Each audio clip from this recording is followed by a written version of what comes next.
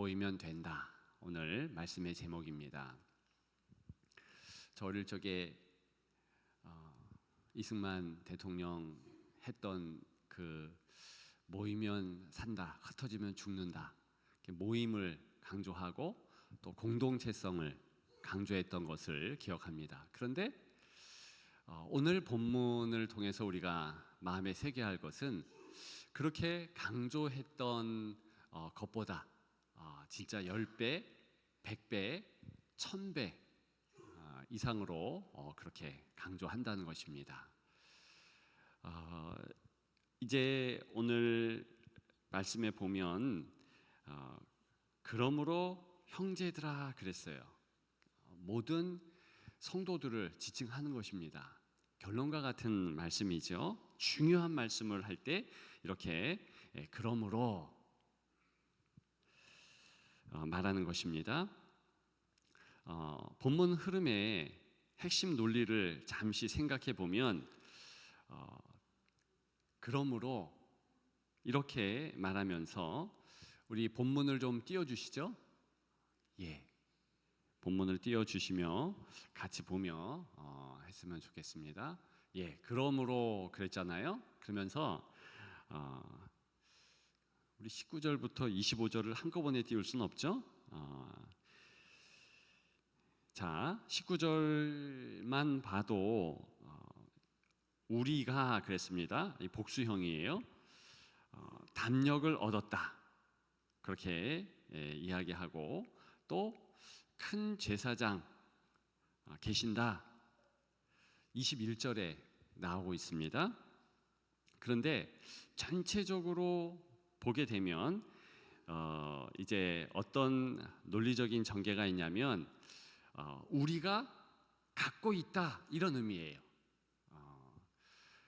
여러분들 약간 여러분들 가운데 소리가 있어도 괜찮습니다. 집중하면 됩니다. 왜냐하면 좀 이제 그걸 이제 뭐 일부러 그런 거는 아니고 그래서 다 이해하시고 그렇게 하죠. 우리가 같이 공동체라는 의미를 생각하게 하는 또 귀한 이 시간 되는 것 같습니다. 자, 우리 집중하면서 다시 한번 기억해 보면, 자, 우리가 갖고 있는데 두 가지를 갖고 있다. 본문 19절부터 25절은 그 내용이에요. 뭘 가지고 있는가? 담대함을 갖고 있다. 대제사장을 갖고 있다. 대제사장이 계신다. 이렇게 말하고 있는 것입니다. 그러면서 세 가지 행동을 주장합니다. 그게 21절부터 23절의 내용이죠. 그래서 나아가자 22절에 계속 비춰주시면 제 얼굴 안 비춰주셔도 괜찮습니다. 자, 22절에 보면 나아가자 이 행동이 나오고요. 그 다음에 23절에 보게 되면 굳게 잡자 공동체의 고백이 있습니다. 교리와 같은 것 그런 것들을 굳게 잡자. 그죠? 그리고 마지막 세 번째로 서로 돌아보자 24절과 25절에 나오고 있습니다. 모이기를 패하지 말고 서로 돌아보자. 중요한 것은 서로 돌아보자. 이렇게 즉 두 가지 가지고 있는 대단한 것이 나오고 세 가지 함께함이 나와요. 중요한 것은 이 내용 자체가 공동체를 기초로 한다는 겁니다. 개인에게 주시는 말씀 이전에 함께하는 성도들, 교회를 향하여서 공동체를 향하여서 주시는 말씀이다. 그것을 기억하면 되겠습니다. 자, 오늘 이 본문이야말로 우리가 왜 모여야 하는지 어떤 신학적인 기초라 그럴까요?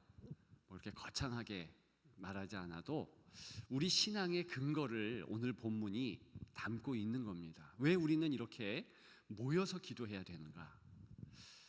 결론부에 조금 같이 나누려고는 하는데, 도대체 우리는 모이면 일주에 몇 번이나 모여야 되는가? 그죠? 저와 여러분들이 예배를 드리는데 몇 번쯤 예배 드리면 그래도 내가 성도로서 의무와 책임을 다했다, 이렇게 생각할 수 있을까요? 제가 볼 때는 사실은 우리가 왕 같은 제사장인 성도를 말하고 있으므로 예전 제사장들은요, 적어도 하루에 한 번은 이제 성소에 들어갔습니다. 대제사장 같은 경우는 이제 지성소에 한 번 들어가는데, 대속죄일 날 들어가는데 4번 들어갔어요. 그러니까 여러 가지를 근거로 해서 적어도 하루에 한 번 예배를 드리는 것, 그리고 주일날 2번,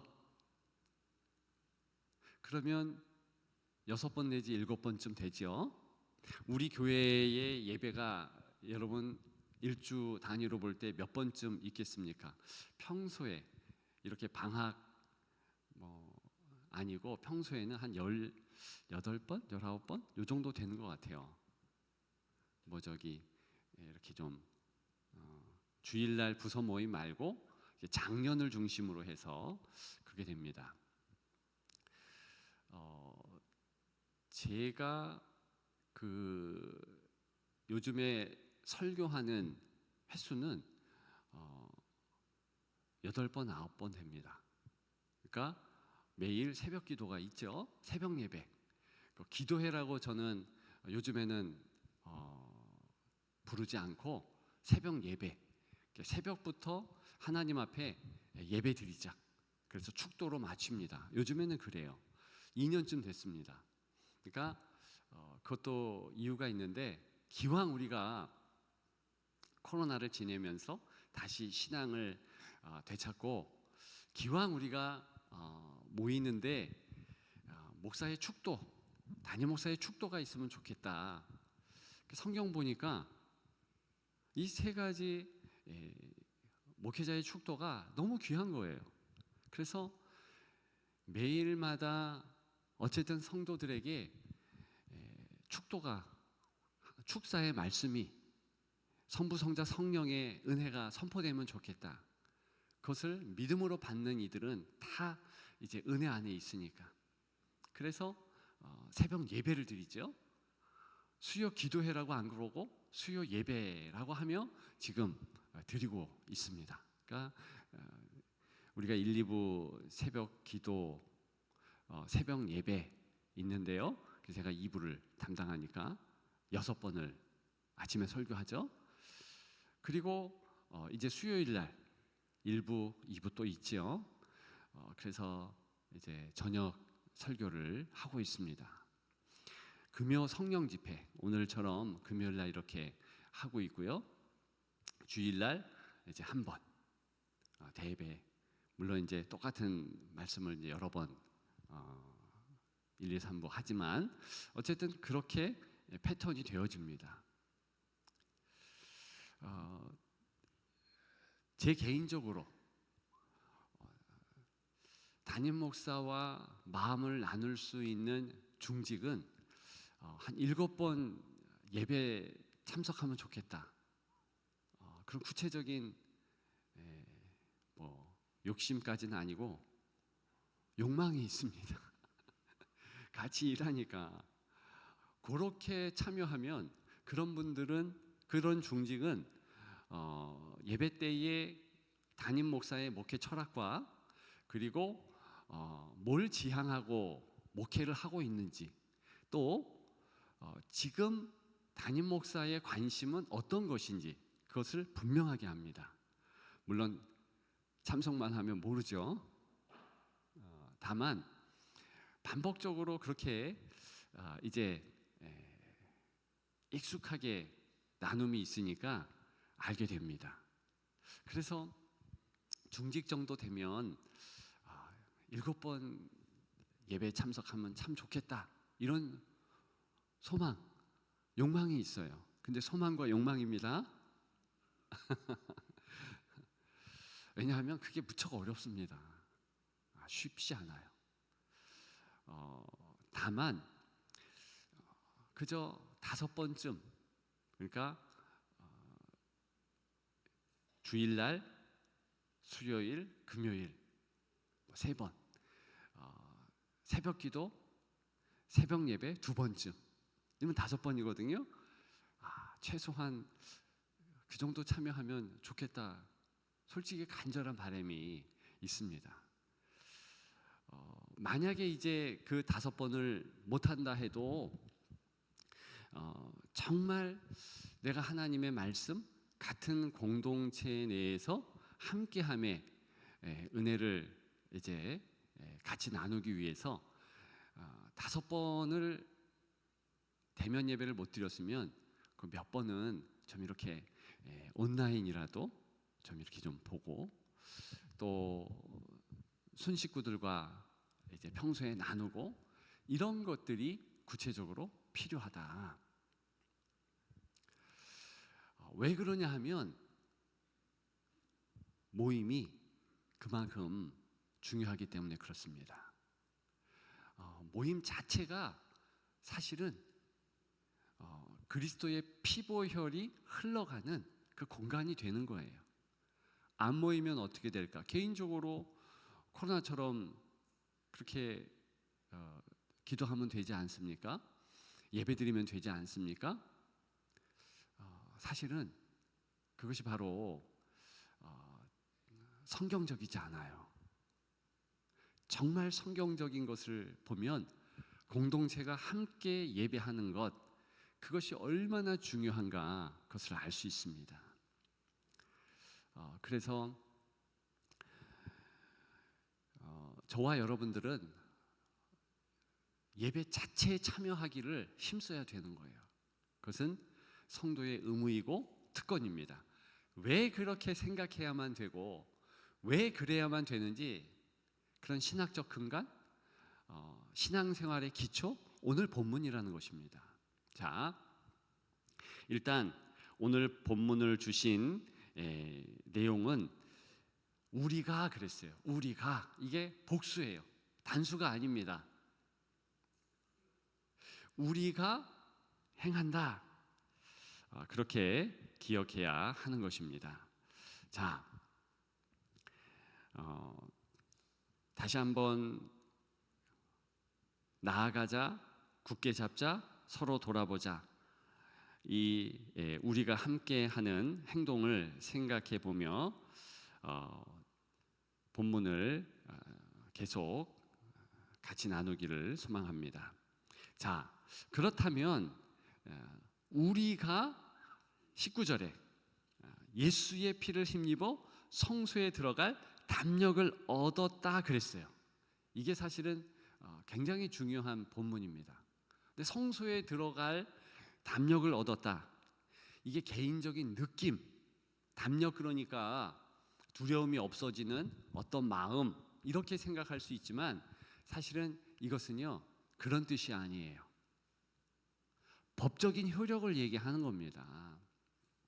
다시 얘기하면 성도에게 공적 출입증이 주어졌다는 거예요. 그리고 이것은 개인적인 내용이 아니고 공동체 전체가 그렇게 되어졌다라는 것입니다. 그러니까 여기 성소는 더 이상 제사장만 들어가는, 한 사람이 들어가서 그렇게 예배드리고 뭔가 성소의 것들을 하나님을 위하여서 봉사하는 그런 개념이 아니라는 것이죠. 구약 성소는요, 지성소가 있고 성소가 있잖아요. 그 전체를 성소라고 하지요. 근데 거기 들어가는 자들은 아무나 못 들어가요. 레위인, 또 그 가운데서 반차에 합당한 제사장만 들어갈 수 있는 거예요. 그걸 생각할 때 지금 우리가 들어간다라는 공동체, 즉 성소에 함께 들어가는 이 함께가 강조되었다라는 것이 우리가 포인트이고, 또 한 가지는 같이 성소에 제사장과 동일한 모습으로 들어간다.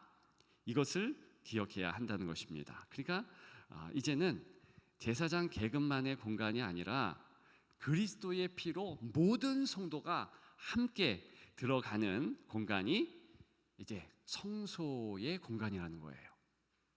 아시겠죠? 그렇기 때문에 이미 여기에서부터 그리스도인의 모임의 강조가 있는 것입니다. 그렇다면 여기 들어가는 이들이 연령층이 비슷한, 장년들은 장년만 들어가고, 또 따로 노년층은 노년 들어가고, 뭐 아이들은 또 아이들대로 이렇게 들어갑니까? 그런 뜻 아닌 것 아시죠? 다 같이 들어간다는 의미예요. 그래서 예배는 전 세대가 함께 드리는 것입니다. 그것까지 기억하면서 계속 생각해 보십시다. 그래서 예배는 각자 하나님께 나아가는 그런 개인들의 경건, 이게 처음부터 아니라는 것을 알 수 있어요. 어떤 개인 경건의 합, 누구는 뭐 몇 시간 성경을 읽었고, 누구는 뭐 어떻게 예배를 드렸고, 그 합이 그 교회 전체의 어떤 수준, 질적 수준을 나타나는 게 아니라는 것을 제가 지금 말씀드리는 거예요. 그 교회 공동체의 수준, 이런 것은요, 같이 모여서 함께함, 여기에 가장 큰 점수가 있다는 것이죠.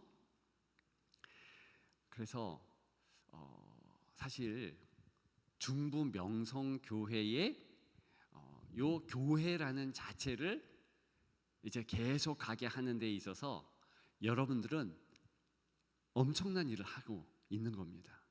만약에 여러분들이 여기에 모이지 않는다면 몸된 교회가 오늘 본문에 의거하면 이렇게 성소에 들어가는, 함께 예배드리는 것의 어느 부분은 못 미치고 잘 못하고 있는 겁니다. 그러니까 여러분들이 이렇게 예배 자리에 나온 것 자체가 엄청나게 귀한 거라는 거예요. 그리스도의 몸이 몸 될 수 있는 기초, 근간을 여러분들이 이룬 거예요. 비록 여러분들이 피곤해서 졸고, 존다 그러면 안 되죠. 주무시고 또 때로는 오만 가지 생각에 잡혀서 집중 못하는 그때라 할지라도, 사실이요, 전에 김남국 목사님입니까? 그 목사님 오셔서 부흥회를 했잖아요. 영적 예배는 무엇이냐? 몸을 가지고 온 예배다. 그 굉장히 중요한 거예요. 그죠? 아니, 몸이 자리하지 않는데 어떻게 생각으로 예배를 드릴 수 있습니까? 나는 그분이 그렇게 예를 들은 것을 제가 이제 말씀드리는 것뿐입니다. 나는 어쩔 수 없이 직장 이 상사와의 관계, 그런 것 때문에 내가 이제 골프장에 가서, 근데 마음은 내가 예배당에 있어, 이렇게 한다 치면, 아니 어떻게 몸이 거기가 있는데 마음이 예배 장소에 있을 수 있어요? 그거는 그 자체가 틀린 논리, 틀린 영적 예배인 거예요. 영적 예배는 반드시 몸이 함께 하는 거예요. 두 번째가 이제 생각 집중이지만, 그게 있던 없던 첫째는 몸이 와야 되는 거예요. 이게 예배의 기초예요. 우리 교회가 아닙니다. 전에 교회에 어떤 일부의 교인들이요, 코로나 훨씬 이전입니다. 근데 모 교회에 돌아가신 어떤 미국의 목사님, 한국인인데요. 굉장히 이게 이제 설교를 아주 잘하고 그랬는데 이제 돌아가셨어요. 근데 그분의 설교 테이프를 공유하면서 계속 들어. 그 설교 테이프 들으면서 그걸 예배 드렸다. 뭐 이런 식으로 얘기를 해요. 여러분, 근데 그건 예배가 아니에요. 죄송하지만. 진짜 오늘 본문이 말하고 있는 예배의 기초는 뭐냐면 그리스도인이 2인 이상 모여야 되는 거예요. 이번에 강사 목사님이 가정 예배에 대하여 아주 명쾌한 정의를 내렸죠. 가정 예배가 뭐냐? 가족원이 모여서가 중요하잖아요. 그저 하나님께 감사하는 것. 그 정도는 우리가 할 수 있잖아요. 근데 모이는 것 자체가 요즘에는 쉽지 않죠. 그러니까 모이는 것이 모든 예배의 기초예요, 기초.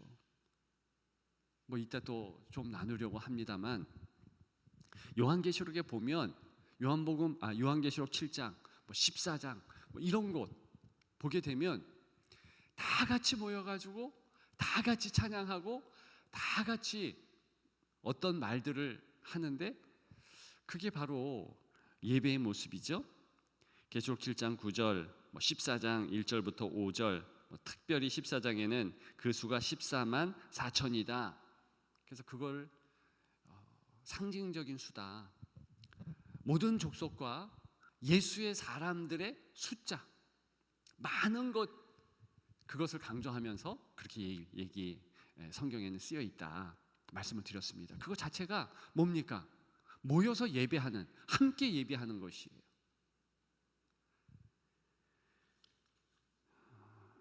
전에 말씀을 드린 적이 있는데 히브리서 12장 22절부터 24절의 말씀, 거기에는요 우리가 이렇게 예배 드리는 이 시간에는요 이것이 하늘의 예배 그리고 천사들의 함께하는 예배에 다 연결된다. 우리가 이렇게 예배 드리는 것이 이제 시간과 공간을 초월해서 하나님 나라의 예배가 된다. 그렇게도 말씀을 드렸습니다. 제가 중요한 구절이니까 히브리서 오늘 본문이 10장에 있고 히브리서 12장 다 이제 예배에 연관한 말씀인데 22절부터 24절을 읽어드립니다. 전에 한번 설교 때 말씀드린 건데 이렇게 나오고 있어요. 혹시 성경을 가져오신 분은 찾아보셔서 12장 22절부터 24절을 읽습니다. 그러나 너희가 이른 곳은 시온산과 살아계신 하나님의 도성인 하늘의 예루살렘과 천만 천사와 하늘에 기록된 장자들의 모임과 교회와 만민의 심판자이신 하나님과 및 온전하게 된 의인의 영들과 새 언약의 중보자이신 예수와 및 아벨의 피보다 더 나은 것을 말하는 뿌린 피니라. 아멘. 이게 무슨 뜻이냐면 우리의 모든 예배가 성도의 모임이 비단 눈에 보이는 그 성도들, 보이는 이들의 모임이 아니고 영적 모임의 하나됨의 역사가 있다는 거예요. 시간과 공간을 초월해서 하늘의 예배 안에 자리하고 있다는 것입니다. 이건 신비예요. 여러분들이 지금은 우리 육신을 가지고 이해할 수 없어요. 그런데 이제 시간이 지나감에 따라서 그 이해도가 높아질 것이고 하나님 나라에 가면 이게 그 뜻이구나. 그것을 다 안다는 것입니다. 그래서 모이는 것 자체가 중요하다. 이걸 꼭 기억하면 좋겠습니다. 그래서 이제는 우리가 예배의 공간에 나아갈 때 함께 나아간다는 그 함께 그것을 꼭 기억하면 좋겠습니다. 그 내용을 오늘 본문은 담고 있는 거예요. 제사장 혼자 들어갔다? 이제는 담력을 얻어서 우리가 함께 나간다. 그렇기 때문에 우리 다 같이 이제 왕 같은 제사장으로 지금 함께 거룩한 지성소에 들어온 겁니다. 담력을 얻었다. 그리스도께서 자격증을 주셨는데 예배 자격증을 준 거예요. 하나님 자녀, 아바 아버지라 부르짖을 수 있는 특권을 주신 거예요.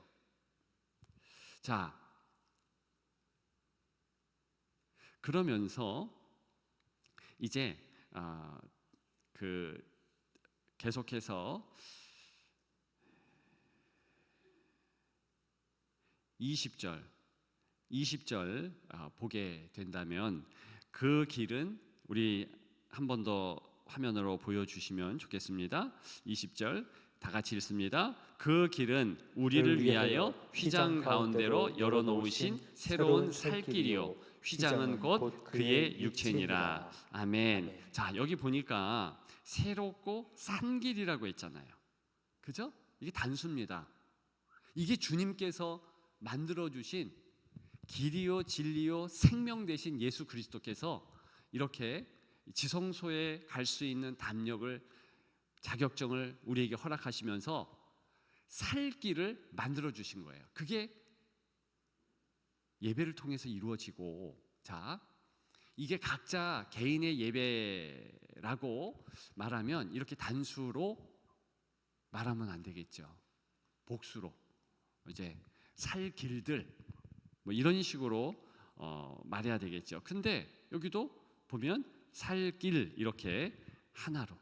그래서 이게 이제 우리의 예배 공동체가 한 몸, 한 길 강조되고 있다는 것입니다. 자, 그러면서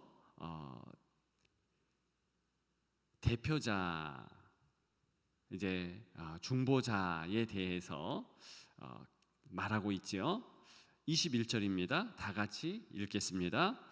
또 하나님의 집 다스리는 큰 제사장이 계시매. 네. 자, 하나님의 집 단수예요. 이렇게 우리는 하나님 앞에 예배 드리는데 예배 드릴 때에 바로 각 지체들이 우리가 하나님의 집의 각 요소들이 되는 거죠. 성경에서 특별히 히브리서에서 이 하나님의 집이 강조되고 있습니다. 히브리서 3장 6절에는 예수 그리스도께서 집을 맡은 아들, 즉 주인이라고 말씀합니다. 그러면서 우리는 그의 집이다 그래요. 우리가 그의 집이다. 집에는 벽돌 쌓은 벽이 있고 뭐 출입문도 있고 다 다르잖아요. 그죠? 그러면 어떤 분들은 이제 문을 이루는 요소고 어떤 분들은 뭐 벽을 이루는 요소고 뭐 이렇게 비유할 수 있겠습니다. 어쨌든 우리가 이렇게 함께 예배 드리는 바로 우리의 이 모습이 하나의 집을 이루는 거예요. 하나의 몸을 이루는 거예요. 자, 그런데 이렇게 구성된 하나의 집, 예배에 참여한 여러분들이 이제 없어. 그럼 어떻게 됩니까? 구멍이 숭숭 뚫리는 거죠. 지금 그것을 히브리서는 계속 강조하는 겁니다. 3장에서도 강조, 오늘 본문에서도 강조. 지금 여기 대표자, 대제사장 예수 그리스도께서 좌정하셔서 그렇게 계시는 것이지요. 그렇기 때문에 이 큰 제사장을 중심으로 해서 우리 전체가 하나의 몸이고, 그래서 우리가 모일 때 산다는 거예요. 이것이 그리스도의 굉장히 중요한 신비적 개념인데요. 그저 모임에 참여하는 것, 모임에 참여하는 것이 엄청난 파워를 나타낸다, 파워가 있다, 이렇게 말하고 있는 것입니다. 자, 이 가운데서 어리면 어릴수록 어릴 때 이제 예수를 구주로 영접한 그런 분들은요, 진짜 모임에 아무 생각 없이 참여했을 겁니다. 대표적으로 제가 그래요. 그냥 참여하다가 어느 날 이제 은혜를 받은 거죠. 구원 받은 거죠. 회심을 하게 되는 거죠. 그러면서 이제 그리스도인으로서 사명을 갖게 되고 그렇게 살아가게 되는 것입니다. 그래서 어떤 연령이 됐든 어떤 환경이 되었든 예배에 참여하게 하는 것은 성도의 기초입니다. 왜? 신비라니까요. 우리가 모이는 이 모임 가운데 성령의 운행하심이 있어요. 그것을 우리는 믿어야 되고 그것을 우리는 기대해야 한다는 것입니다. 우리는 미리 결단과 결정을 하죠. 저 인간은 절대로 예배 안 올 거야. 예배 와도 은혜는 못 받을 거야. 회심은 안 될 거야. 근데 엄청난 사람들, 전혀 예수 믿지 못할 이들이 이제 예배에 와서 변화를 받습니다. 개인적으로 전도해서 개인적으로 그렇게 이제 뭐 사역일을 통해서 구원받은 이도 있을 수 있지만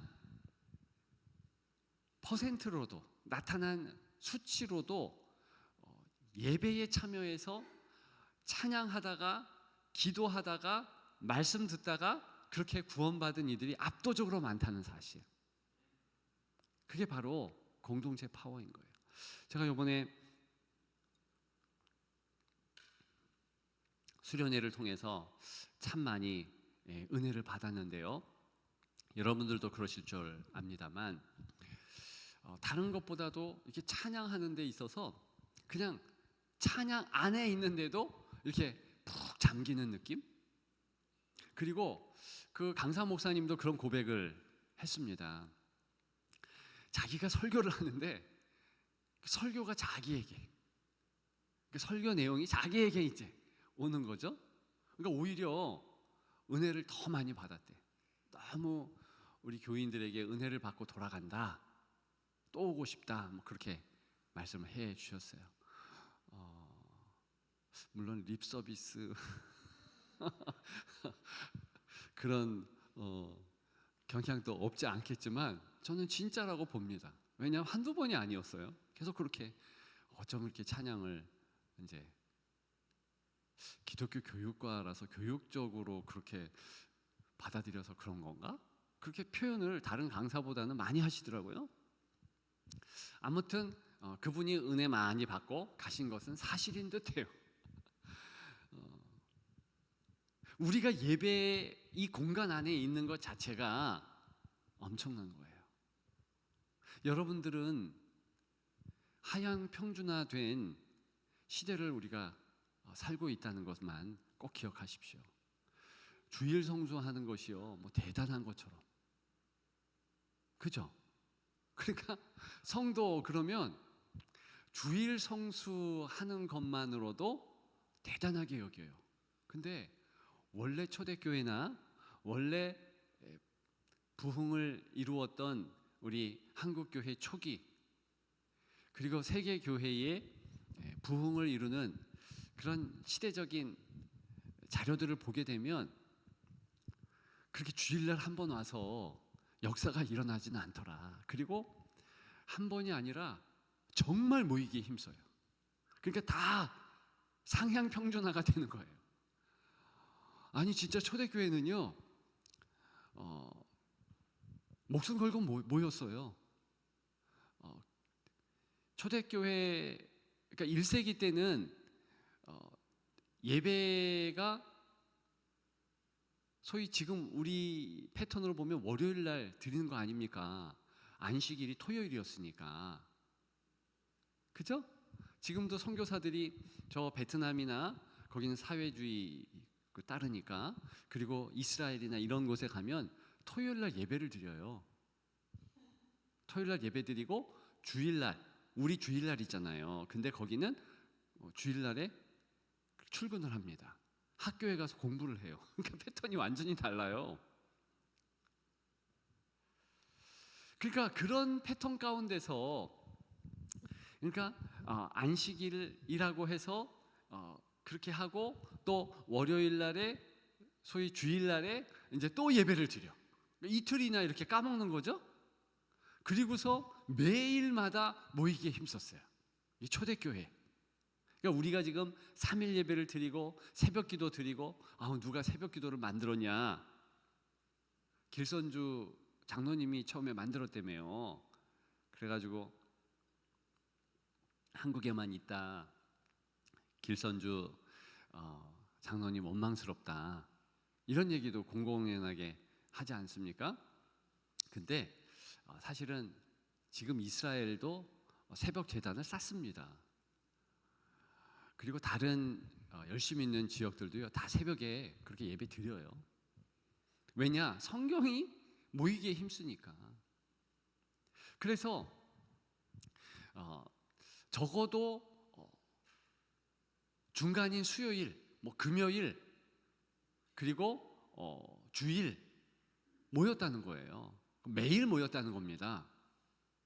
그렇기 때문에 우리가 순모임도 갖는 거고, 모둠으로 아이들이라 할지라도 학교에서든 어디서든 이렇게 모이는 그런 것을 조직하지 않습니까? 그게 굉장히 중요해요. 그래서 다 같이 그렇게 모이기에 힘썼다. 적어도 내가 7번, 5번 모이지 못함에 대해서 조금 미안한 마음, 하나님 앞에 죄송한 마음, 특히 공동체 교회 앞에서 내가 좀 잘 못하고 있구나, 그런 마음을 가져야 되는데 너무나 중직이라 할지라도 당연하게 생각한다는 거예요. 근데 그게 아니라는 겁니다. 그거는 여러분들이 꼭 기억하셔서, 만약에 내가 그렇게 못하면 좀 미안한 마음을 갖고 예배에 어쨌든 참여하려고 노력하는 분들에 대해서 존중하십시오. 그리고 존경하셔야 돼요. 왜냐? 믿음은 들음에서 납니다. 그러니까 제가 보니까 예배를 많이 참석하느냐? 물론 전부 그런 건 아니에요. 예배 참석하는데도 불구하고 믿음이 이렇게 크다, 이렇게 말할 수 없는 분들이 있습니다. 그건 맞지만 평균적으로 보통 믿음은 들음에서 나기 때문에 예배에 참석하는 횟수가요, 사실은 믿음 성장 바로미터입니다. 그러니까 내가 믿음이 좋다, 어떻게 그게 표면적으로 나타나냐? 예배 잘 드려요. 그리고 그게 일생을 갑니다. 어려서 예배 잘 드렸는데 청년기에도 잘 드리고 장년 때도 노년 때도 잘 드렸다? 그분이요, 진짜 대단한 분이에요. 신앙 좋은 분입니다.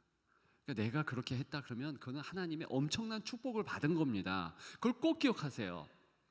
내가 만약에 그렇게 과거보다, 내 어릴 때보다, 청년 때보다 신앙생활을 좀 못하고 있다 그러면 반성해야 돼요. 내가 좀 곁길 걷고 있구나. 그러면서 이렇게 고쳐야지, 괜히 남들 주일 성수한다고 해서 주일 성수 그것이 기초, 그것이 평균이 돼가지고 내가 신앙생활 그래도 나만큼 하면 되지, 그거 아닙니다. 전혀 그렇지 않아요. 왜냐? 그렇게 모임 자체가 중요하기 때문에 그렇습니다.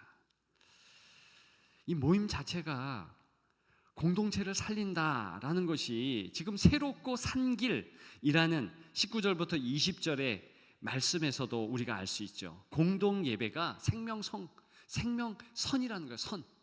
거기 위에 있을 때 지체들을 살리는 거예요.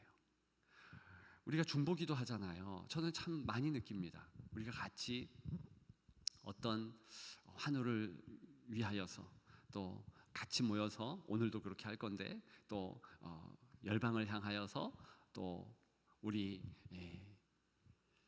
한국, 우리 나라를 위해서 이렇게 기도할 때 그 파워가 있는 거예요.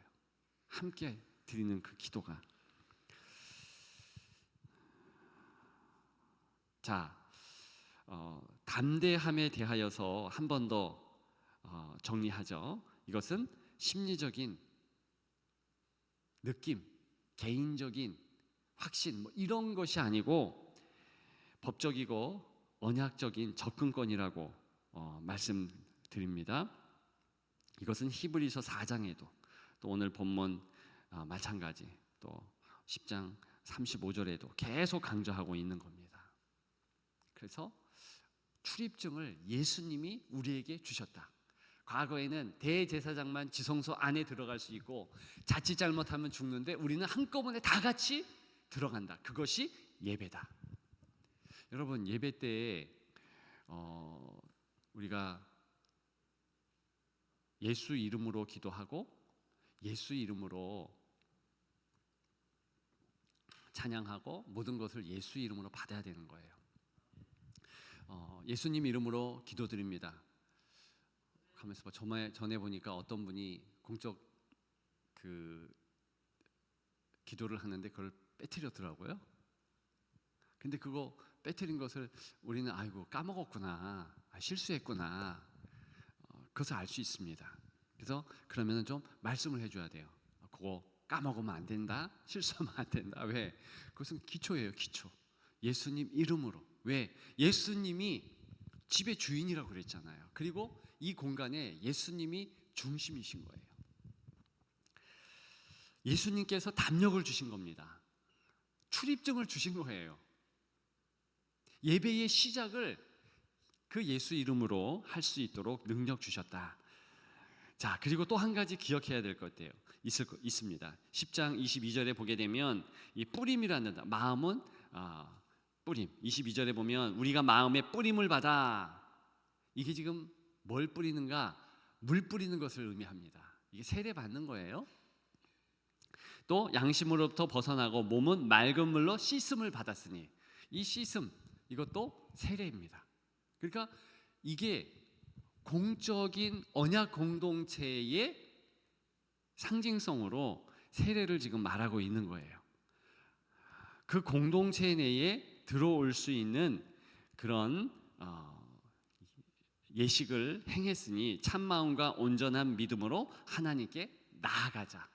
자, 하나님께 나아가자. 개인적인 나아감을 이야기합니까? 물론 그렇게도 이제 해석을 후회할 수 있어요. 근데 그 전에 확실히 기억해야 할 것은 함께 나아가자, 이런 뜻이에요. 즉 예배에 함께 나아가자. 자, 다음 주 금요 성령 집회는 함께 나아오십시오. 모든 가족원들도 다 같이 오시고 순식구들도 같이 오십시오. 다음 주에는 CTS에서 이렇게 좀 찬양 사역자들도 이렇게 오고, 그래서 금요 성령 집회 때 우리만 하는 것이 아니라 이제 다른 지역이나 이제 그 방송을 통하여서 이렇게 함께 합니다.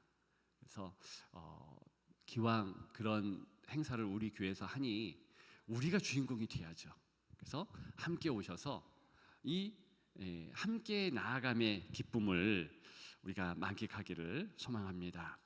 그러니까 뿌린다, 씻는다, 이게 공동체 전체의 자격의 고백이라는 것입니다. 그래서 오늘 본문에도 모이기를 패하는 어떤 사람들의 습관과 같이 하지 말고 그랬잖아요. 모이기를 패한다, 이게 그저 단순 출석을 못하는 이런 내용을 얘기하는 것이 아니에요.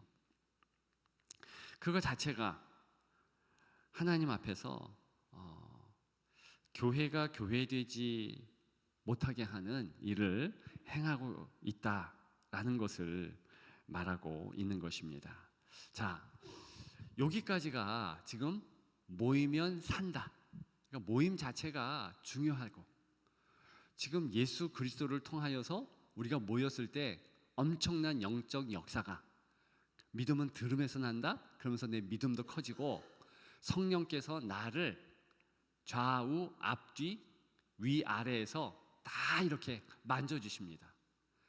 그러니까 예배가 치유의 시간인 것은 분명해요. 내 영이 치유가 되고 마음도 치유가 되고 몸도 치유가 돼요. 오늘도 그 은혜가 있기를 축복합니다. 그러면서 이제 두 번째 기억해야 될 거, 모이면 된다, 모이면 산다, 모이면 된다. 우리 된다라는 차원에서 생각해 보십시다. 지금 25절에 보면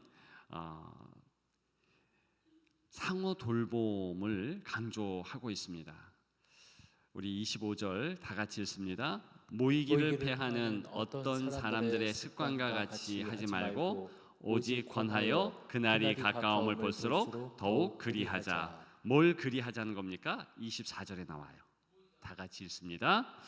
서로 돌아보아 사랑과 선행을 격려하며. 아멘. 여러분 여기 보면 서로 돌아보아 그랬어요. 서로 돌아본다. 즉 분명히 예배 공동체인데 나 혼자 예배를 드리는 것이 아니라 함께 예배 드리는 거예요. 그러면 이 공동체는 어떤 성격을 가져야 되는가? 돌봄의 공동체가 돼야 된다는 것입니다. 근데 서로 돌봐야 된대요. 자, 이건 무슨 의미냐면 제가 목사잖아요. 그러면 저는 항상 돌보는 그런 주체가 될 때가 많죠. 저는 또 그렇게 생각했어요. 나는 목사니까 내가 항상 성도들을 돌봐야 돼. 근데 제가 완전히 그런 생각이 실제적으로 깨진 것이 그 전에도 여러 번 있긴 있었습니다만, 이번에 그 새로 장로 장립을 받은 분들과 이제 인도네시아 선교지 탐방하면서 완전 그 개념이 정리가 됐어요. 제가 그분들 돌보기 위해서 어떤 일을 했냐면 가기 전에도 그분들을 위해서 이렇게 기도 문을 세팅을 했어요. 하루에 누구를 위해서 기도하고 뭐 어떻게 기도하고 뭐 이렇게. 그리고 가서 내가 적어도 이진현 선교사님 가족들은 편하게 진짜 그 사역에 내가 도움이 되고 돌봐줘야 되겠다, 이런 마음을 굳건하게 다짐하고 또 다짐하고 출발했습니다. 근데 출발하고 얼마 되지 않아서 뭐 제가 말씀을 드렸듯이 저체온증에 꼴딱 걸렸어요. 제가 그게 그렇게 심각한지 몰랐어요. 만약에 저희 아내가 가지 않았다면 진짜 더 힘들었을 것 같아요. 그러니까 빨리 가가지고 담요도 사고, 또 제가 아프니까 뭐 즉각 뭐 이렇게 찜질할 수 있도록 그 물 있죠, 물, 뜨거운 물로 이렇게 해가지고 뭐 그걸 어디서 구해가지고 막 하더라고요. 혼자 있었으면 어떻게 할까? 더 중요한 것은요, 이 장로님들이요 그냥 계시면 된대. 그리고 이진현 선교사님도 저한테 그냥 계셔도 괜찮대. 그냥 있을 수밖에 없었어요. 아프니까. 얼마나 아픈지. 제가 선교지에 가가지고 전혀 아프지 않고요, 전 선교지에 나가면 음식을, 외국 음식 굉장히 잘 먹습니다. 남들 못 먹는 그 고수, 그리고 중국 음식 막 냄새 나는 거, 몽골 음식, 그리고 뭐 저는 러시아 계열, 키르기스탄, 중동 이런데 막 느끼한 거, 이런 거 굉장히 잘 먹습니다. 아픈 적이 별로 없어요. 근데 이번에 가서 너무 아프니까, 그래서 그때 이게 받을 수밖에 없구나, 돌봄을 받으면서 느꼈어요. 그러니까 서로 돌본다는 의미는 이게 일방적이지 않고 쌍방이라는 뜻입니다. 내가 지금 이제 여기 이제 그 아이들도 있고 또 이렇게 보니까 선생님도 있고 그러잖아요. 그러면 아이들을 선생님이 계속 돌본다고 생각하는데 그리스도 안에서 전혀 그것은 틀린 말이에요. 그 아이들조차도요 기도하는 겁니다. 그렇죠? 어느 때는 큰 힘이 되는 거예요. 이걸 인정하고 여기에 대하여서 그렇게 서로 쌍방이 상호 영향을 끼친다는 것을 꼭 기억하라는 거예요. 다시 한번 보십시다. 따라해 보십시다. 서로 돌아보아. 네, 서로 돌아보아. 서로 돌아보는 거예요. 그래서 예배 공동체의 특징은 예배 드리면서도 내 옆에 누가 계시고 누가 왔고 이런 것을 그냥 느낌으로 아는 거예요. 저는요, 딱 예배를 드리면 몇 명쯤 예배 참석을 했다. 우리 찬양대가 몇 명쯤 섰다. 금방 압니다. 물론 이제 교육전도사, 부목사 할 때 다 쉬었어요. 이렇게 다 뒤에서 카운트도 막 하고 그러다 보니까 어느 정도는 이렇게 보면 몇 명이다 이걸 알아요. 몇천 명도 섰으니까, 그죠? 그러니까 딱 보면 몇 명 이렇게 견적이 딱 나와요. 근데 그게 숫자로서 그런 것도 중요하지만 우리가 성도로서 우리 스스로가 뭐가 이제 체질화돼야 되냐면 예배를 딱 드리는데 그때 지난주에 오셨던 성도 또 오셨구나, 이걸 알아야 된다는 겁니다. 지금 우리 교구장분들이 귀한 일들을 합니다. 저 뒤에서 들어오는 성도들을 맞이하고 자기 교구에 몇 명 왔나 교역자와 더불어서 이렇게 카운트도 하고 신방도 하고 이러고 있습니다. 내년에는 더 그것이 이제 전체적으로 좀 하려고 합니다만 이게 굉장히 중요한 거예요. 이게 서로 돌아보는 겁니다. 예배가 끝났어요. 어떻게 해야 되는가? 이제는 돌아봄의 행실들을 이제 더 구체적으로 해야 하는 거예요. 그것이 바로 사랑과 선행을 격려하며, 따라해 보십시다. 사랑과 선행을 격려하며. 사랑과 선행을 격려하며. 이게 이제 사랑과 선행을 격려하면서 서로 우리 저기 신방 가자, 우리 저 성도를 위해서 중보하자. 이게 사실은 가장 중요한 내용이라는 것입니다. 이게 이제 공동체적 상호 돌봄의 리듬이에요. 리듬.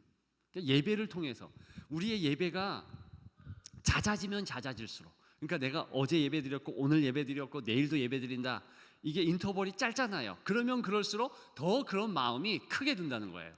바로 그 사람 때문에 교회가 전체적으로 연결되고 네트워킹되고 몸된 교회의 실제적인 역사가 그를 통해서 일어난다는 것이지요. 그래서 우리는 어떻게 해야 되겠습니까? 반드시 다른 이들을 이제 살펴보는 역사가 있어야 돼요. 어떤 분들이 그렇게 말하는 것을 들었습니다. 흩어지기 위해서 모인다. 맞는 말이죠. 근데 반만 맞는 말이에요. 무슨 뜻인지는 알아요. 우리가 모여서 이렇게 예배 드리는 것은 이제 각 곳에 흩어져서 봉사하고 뭐 하기 위해서 그런다. 근데 반만 맞는 말이에요. 우리가 흩어짐도 모이기 위함입니다. 그걸 꼭 기억해 주시면 좋을 것 같아요. 모이는 것이 중요해요. 그렇기 때문에 성경에 보면 모든 모임이 기초가 되었습니다. 일단 출애굽기 19장에 나오는 시내산 총회, 거기 어땠습니까? 제사장 나라의 정체성을 부여할 때 하나님은 이스라엘 백성들을 모이게 하셨어요. 자, 특별히 사사기 시대에 기드온의 300용사, 사사기 7장에 나오죠. 그 300용사를 보면 다 흩어지게 했잖아요. 300명만 있게 하고 나머지는 돌려보냈잖아요. 흩어지게 했잖아요.